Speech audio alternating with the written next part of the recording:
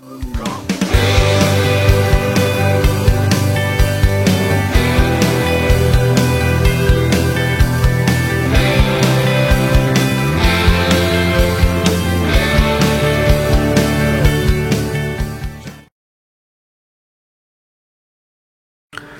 ini hanya akan menerangkan dengan ringkas apa itu spesifikasi teknikal bagi pengurusan fasiliti dan penyelenggaraan.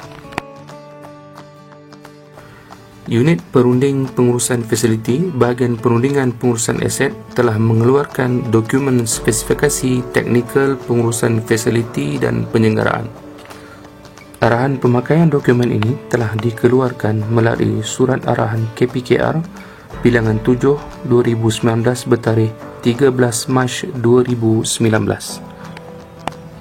Apakah yang dimaksudkan dengan spesifikasi teknikal bagi pengurusan fasiliti dan penyelenggaraan ataupun dikenali sebagai Facility Management and Maintenance (FMM)?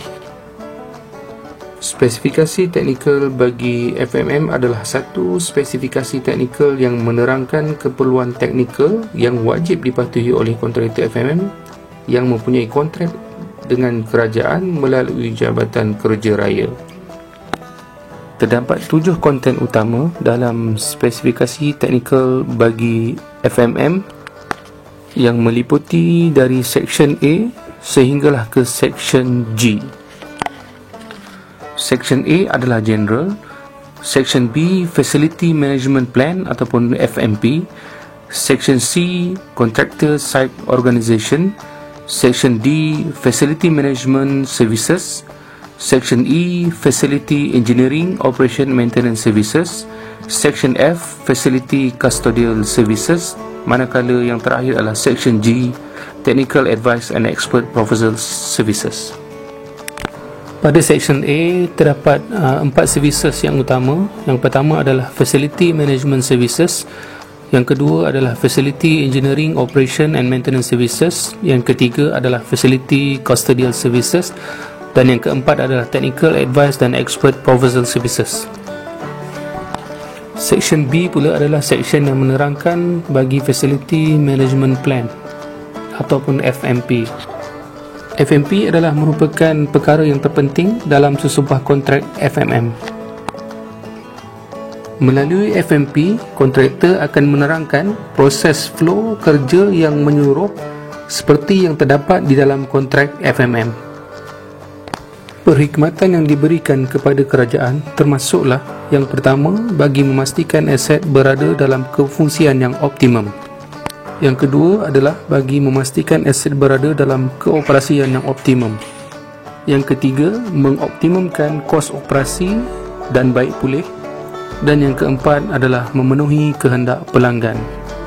Antara detail scope of work yang perlu terdapat dalam FMP termasuklah: yang pertama adalah FMM Work Program, yang kedua adalah Monthly Payment, yang ketiga adalah Human Resource Management, yang keempat adalah Quality Management, yang kelima Management Information System ataupun dikenali sebagai MIS, yang keenam adalah Customer Care Management, yang ketujuh adalah Transition Management, yang ke-8 Material and Spare Management, yang ke-9 adalah Utilities Management, yang ke-10 adalah Facility Risk Management, yang ke-11 adalah Facility Health Safety and Environmental Management, yang ke-12 adalah Incident Response and Disaster Recovery Management ataupun IRDRM, dan yang terakhir adalah Energy Management. Section C adalah section yang akan menerangkan berkaitan dengan Contractor Site Organisation. Di dalam section ini, kontraktor akan diterangkan perkenaan tanggungjawab dalam menguruskan dan merancang segala aktiviti berkaitan FM.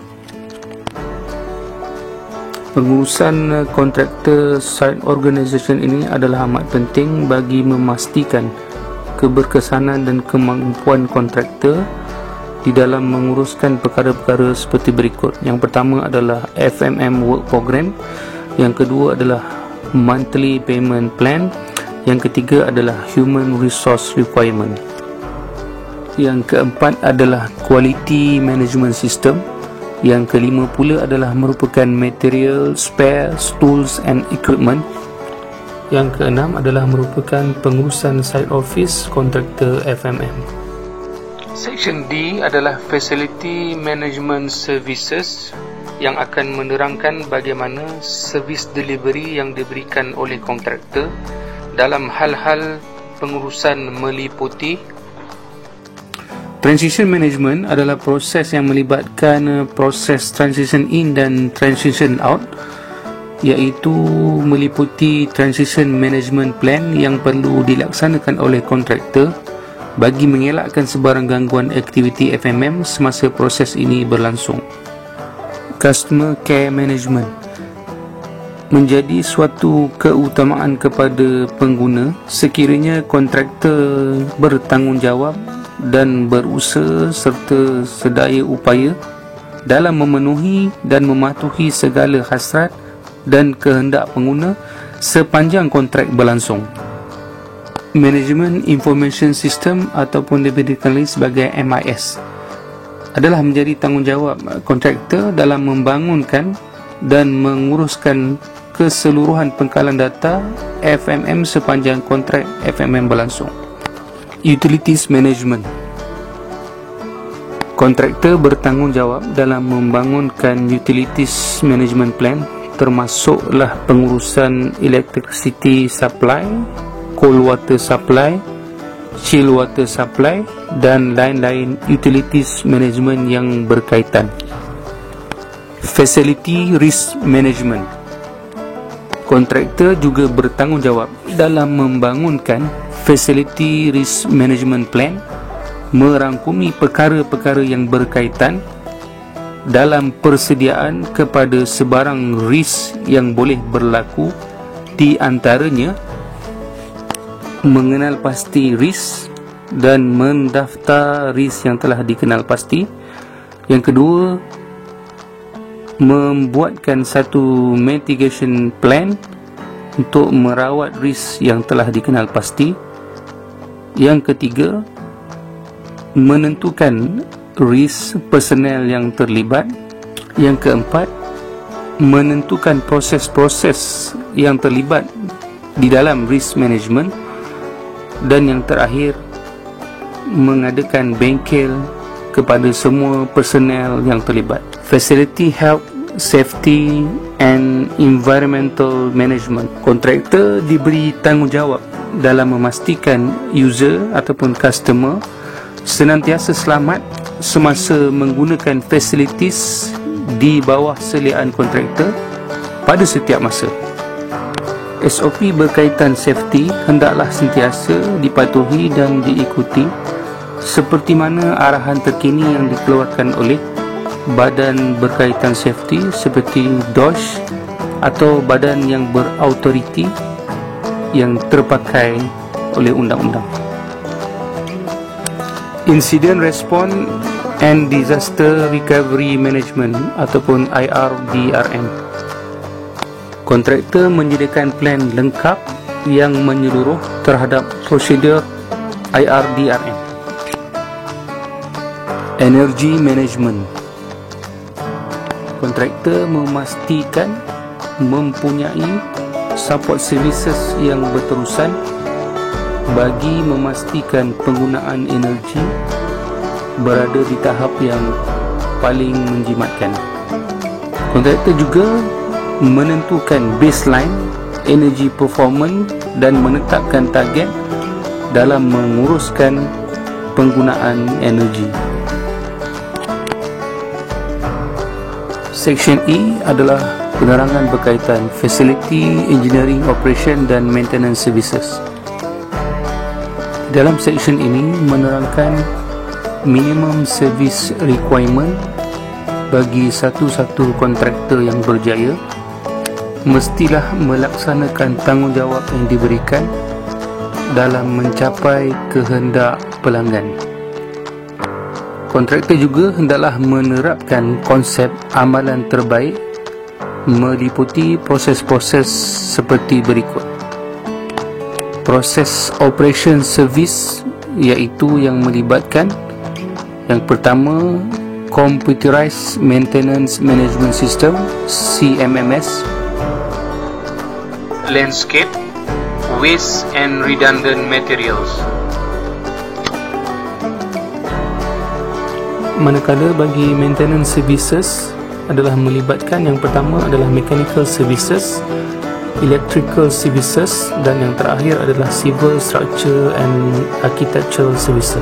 Section F pula akan menerangkan berkaitan facility custodial services, kaedah dalam melaksanakan cleaning dan pest control, keperluan kepada competent workers dalam melaksanakan setiap aktiviti cleaning ataupun pest control sekiranya melibatkan high-rise building, technical advice dan recommendation services. Di dalam sebuah pentadbiran kontrak FMM yang terbaik adalah melibatkan komunikasi dua hala di antara kontraktor dan pelanggan. Kontraktor boleh mengemukakan laporan lengkap bagi technical advice sekiranya terdapat permasalahan atau finding yang ditemui oleh kontraktor yang boleh memberikan nilai tambah dalam mempertingkatkan kualiti servis FMM dari masa ke semasa sehingga berakhirnya kontrak FMM. Petunjuk prestasi utama. Tujuan utama indeks petunjuk prestasi ditetapkan di dalam FMMC adalah bagi meningkatkan kualiti penyampaian perkhidmatan dengan melaksanakan suatu pengukuran yang mudah serta berkesan dalam membantu FSO mengawal tahap kemajuan perkhidmatan. Performance requirement for building facility management and maintenance FMM. Tujuan utama performance requirement adalah untuk memastikan kontraktor dapat menjalankan tugas dan tanggungjawab seperti mana yang terkandung dalam syarat-syarat kontrak FMM. Ascertain performance deduction ataupun APD.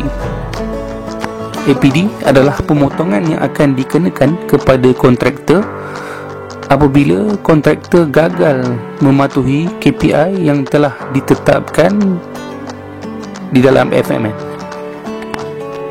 Maximum APD ataupun APD max boleh dikenakan kepada kontraktor adalah sebanyak 5% daripada nilai monthly payment value MPV berdasarkan weightage yang telah ditetapkan dalam satu-satu KPI. Pemotongan APD ini akan memberikan signal kepada kontraktor terhadap performance mereka dan menjadikan satu trigger alam untuk mereka meningkatkan prestasi yang lebih tinggi dari masa ke semasa. Diharapkan video asas technical spec ini memberikan sedikit maklumat berkaitan technical spec dalam kontrak FMM. Seterusnya dapat memberikan sedikit manfaat kepada pengguna yang baru dalam kontrak FMM.